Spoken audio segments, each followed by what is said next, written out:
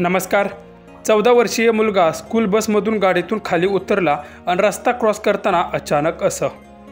पुढे सविस्तर बातमी पाहण्याआधी चॅनलवरती नवीन असाल तर आपला आरजे मराठी न्यूज चॅनल जरूर सबस्क्राईब करून घ्या।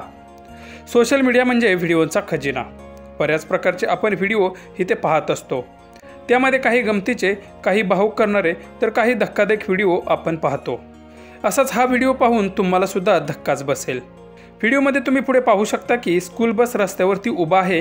मुलं खाली उतरून त्यातील एक मुलगा गडबडीने रस्ता क्रॉस करताना दिसतो आहे आणि तेव्हाच अचानक तिकडून एक जोरदार चारचाकी कार येते आणि त्या मुलाला एका कोपऱ्याने धडक देते।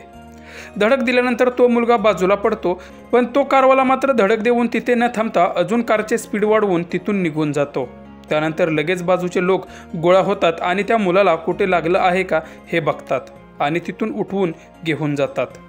खरं तर यामध्ये चूक कोणाची आहे हे बघण्यापेक्षा स्वतः पालकांनी आपल्या पाल्यांना घेण्यासाठी शाळेत जावं आणि गाड्या चालवणाऱ्यांनीही थोडं स्पीडवरती लक्ष द्यावं। हा व्हिडिओ केरळमधील असून रस्त्यावरील CCTV कॅमेरामध्ये हा व्हिडिओ कैद झाला आहे।